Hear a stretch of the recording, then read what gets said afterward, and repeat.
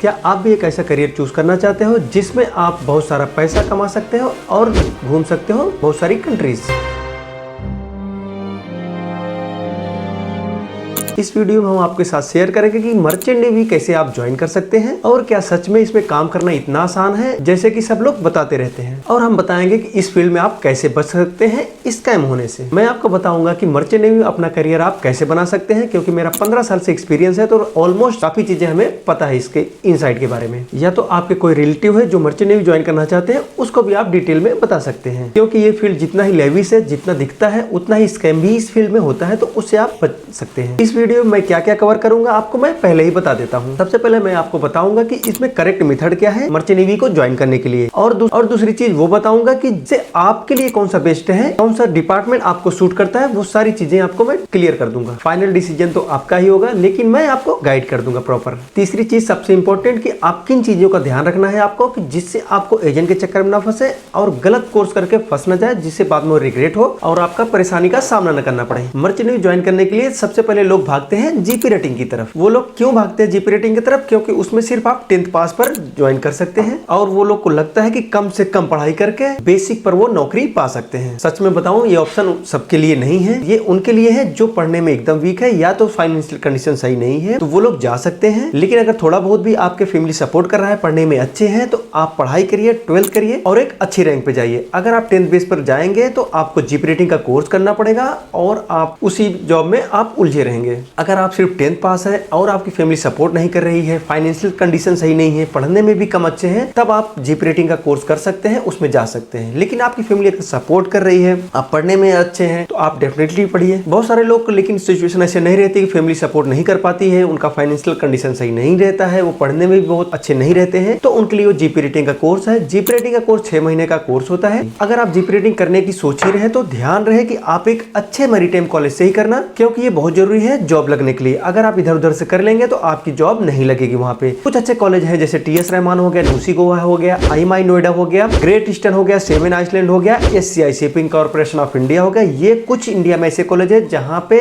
Job अच्छे से लग जाती है और अच्छे जगह लगती है। इनको करने के लिए आपको फीस जो है 2 लाख से लेकर 4 साढ़े 4 लाख फीस लग सकती है। सब कॉलेज की अलग अलग रहती है, तो वो आप चेक कर सकते हैं। ये 6 महीने का कोर्स होता है। इन जो कॉलेज में बताया है, तो यहाँ ज्यादातर चांसेस रहते हैं कि आपका प्लेसमेंट यहीं से हो जाएगा। और जो लोग यहाँ से नहीं करते हैं, वो कहीं और से कर लेते हैं, तो वो उनका जॉब नहीं लग पाता, फिर वो जाते हैं एजेंट के पास में, और एजेंट फिर से चार्ज करते हैं 4 से 6 लाख 8 लाख रुपए तक के, तो वो बहुत दिक्कत हो जाती है। और बाद में पता चलता है कि आप एजेंट के चक्कर में फंस गए और आपकी जॉब भी नहीं लगी। अगर आप जीपी रेटिंग का 6 महीने का कोर्स कर लेते हैं, तो आपको शिप पे 2 डिपार्टमेंट में जा सकते हैं। एक है इंजन का डिपार्टमेंट और दूसरा है डेक डिपार्टमेंट में। अगर आप डेक साइड में जाते हैं तो आप ट्रेनिंग ओएस जाएंगे, फिर ओएस, फिर एबी, फिर बोसन या तो पंपमैन बन सकते हैं, जो कि सबसे हायर पोस्ट होती है जीपी रेटिंग वालों के लिए। जीपी रेटिंग करके आप अगर जाते हैं तो चाहे डेक साइड चाहे इंजन साइड ज्वाइन करते हैं, तो उसकी सैलरी लगभग $300 मतलब 25,000 20-25,000 से स्टार्ट होकर लगभग 1.5 से 2 लाख पर मंथ जाती है। लेकिन एक्सपीरियंस होने के बाद में जैसे जैसे प्रमोशन हो गया, जैसे जैसे एक्सपीरियंस बढ़ेगा, उसके हिसाब से आपकी सैलरी बढ़ती रहती है। बहुत सारे लोग बोलते हैं कि जीपी रेटिंग कोर्स करके आप ऑफिसर बन सकते हैं, आप पैसा भी कमाते रहिए और जो है पढ़ाई भी करते रहिए, ऑफिसर भी बन जाइए। तो लेकिन ये बहुत ही कॉम्प्लिकेशन होता है,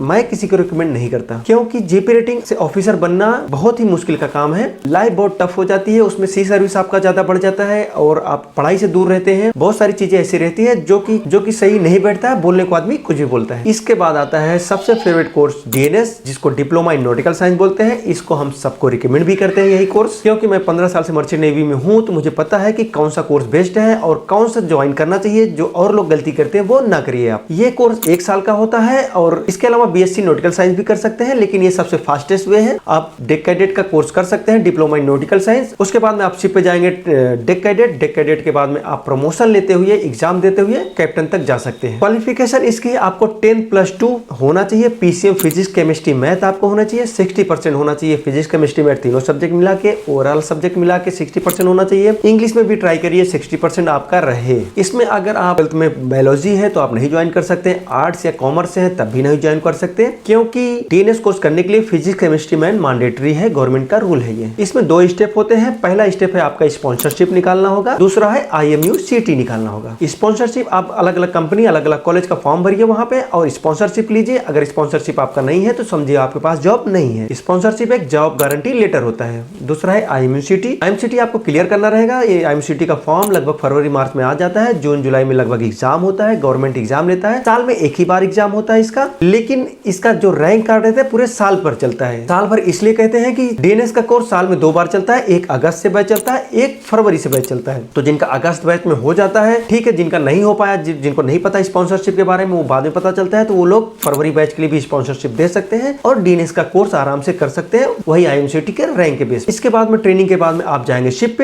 पे आप जो है एज अ डेक कैडेट जाएंगे और वहां पे मिलेगा आपको स्टाइपेंड लगभग $300 से $800 के बीच में हो सकता है। सारी कंपनियों का अलग अलग रहता है, थोड़ा बहुत ऊपर नीचे। आप जब ज्वाइन करेंगे, आप स्पॉन्सरशिप निकालेंगे, आपको पता चलेगा किस कंपनी का स्टाइपेंड कितना है। आपका शिप पे ट्रेनिंग खत्म होगी 18 महीने की, उसके बाद में आप घर पे आएंगे, फिर आपको एग्जाम देना पड़ेगा। एग्जाम देने के बाद में आप 3rd ऑफिसर बनेंगे। ऐसी पढ़ाई आपकी लाइफ टाइम चलती रहेगी जब तक कैप्टन बनेंगे आप। और कैप्टन बनने के बाद भी ऐसा नहीं कि आपकी पढ़ाई बंद हो जाएगी। डेली कुछ ना कुछ सर्कुलर आते रहते हैं कंपनी के, अलग अलग कंट्रीज के, फ्लैग के, तो आपको पढ़ाई करते रहना पड़ेगा। डेक साइड के लिए एक कोर्स और होता है BSc नॉटिकल साइंस, वो भी कर सकते हैं। 3 साल का कोर्स होता है। इसके लिए भी IMU CT मैंडेटरी रहती है, लेकिन इसके लिए स्पॉन्सरशिप जरूरी नहीं रहता है। इंडिया में कुछ टॉप के कॉलेज है जहां BSc वालों के लिए 100% प्लेसमेंट है, तो आप एडमिशन के पहले उनके चेक कर लीजिए। अगर आपको लगता है कि कहीं से पता चल जाए कुछ हो, या फिर कहां पे पता चलेगा कि BSc या DNS के लिए 100% प्लेसमेंट है, तो इसके लिए हमने एक बुक भी निकाली है, merchant navy complete guide. Hindi English दोनों में है, आप इसको पढ़ सकते हैं, ऑर्डर कर सकते हैं। उसमें हमने पूरा A to Z बताया है, मर्चेंट नेवी कैसे ज्वाइन किया जाता है, कौन ज्वाइन कर सकता है, किसके क्या रैंक पे, कौन सा कॉलेज मिल सकता है, कौन सा कॉलेज में बेस्ट है,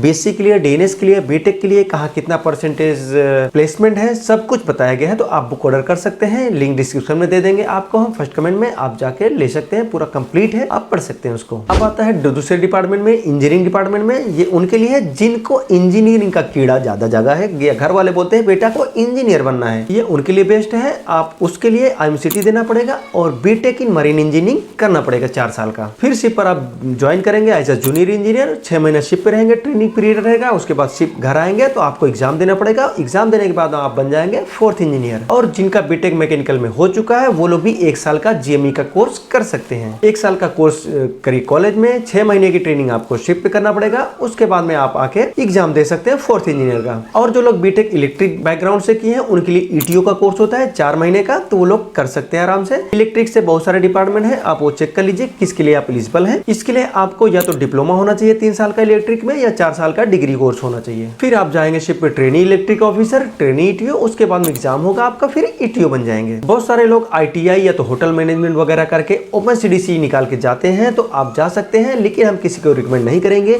क्योंकि इसमें बिना एजेंट का आपका होगा ही नहीं। अगर आप होटल मैनेजमेंट वगैरह करे हैं तो आपके लिए बेस्ट है कि आप पहले जो कंपनी है क्रूज शिप के लिए, आप उसमें इंटरव्यू दीजिए, वो लोग सिलेक्ट करेंगे तो आपको खुद ही गाइड करेंगे आपको कौन सा कोर्स करना है, कौन सा सर्टिफिकेट निकालना है। उसके बाद आप डायरेक्टली जा सकते हैं जिनको अच्छा एक्सपीरियंस है या तो होटल मैनेजमेंट किए हुए हैं। लेकिन ये कंपनी और अच्छे लोग मिलना बहुत मुश्किल है, इसलिए मैं किसी को रिकमेंड नहीं करता हूँ। मेडिकल क्राइटेरिया आपको फिट रहना है। मर्चेंट नेवी ऐसा जॉब है जिसमें हर बार जितनी बार आप ज्वाइन करेंगे उतनी बार आपका मेडिकल होगा। स्टार्टिंग के लिए आपको BMI 18 से 25 के बीच में रखनी है, ये बेस्ट माना गया है। I/6/6 या 6/9, 6/12 रहेगा तब भी चल जाएगा। कुछ कंडीशन में वो आपको चेक करना पड़ेगा। आपकी height 157 as per DG guideline male candidate के लिए, और फीमेल कैंडिडेट के लिए 152 मानी गई है। लेकिन कुछ स्टेट में जैसे पहाड़ी इलाकों में उनके लिए थोड़ा रिलैक्स मिला है। अब बात करते हैं OpenCDC की। बहुत सारे एजेंट, बहुत सारे लोग आपको बता देंगे कि आप OpenCDC कर लीजिए, कम पैसे में हो जाएगा, और आप कहीं से भी जाके कर लेते हैं। लेकिन बाद में पता चलता है आपके साथ फ्रॉड हो गया है, आप फंस गए हैं, क्योंकि आपका पैसा भी ज्यादा चला गया। OpenCDC करने के लिए STCW का कोर्स करना पड़ता है, 15 दिन का कोर्स है लगभग ये। इसकी फीस भी लगभग 14-15 हजार 16 हजार के बीच में रहती है। बस आपको STCW का कोर्स करना है तो DG की वेबसाइट पे सर्च कर लीजिए, STCW के जितने कॉलेज है वहां देख लीजिए, और वहां से आप ट्रेनिंग करेंगे। अपने से कोई एजेंट पकड़ने की आपको जरूरत नहीं है। अगर आप इस सब से बहुत कंफ्यूज है या कुछ नहीं समझ में आ रहा, आप हमारी बुक ऑर्डर कर सकते हैं। जैसे कि पहले बताया, मर्चेंट नेवी कंप्लीट गाइड, इसमें पूरा डिटेल में हमने बताया हुआ है, तो आपको किसी को फिर पूछने की जरूरत नहीं पड़ेगी, आपको पूरा A to Z समझ में आ जाएगा मोस्टली। अगर आप चाहते हो कि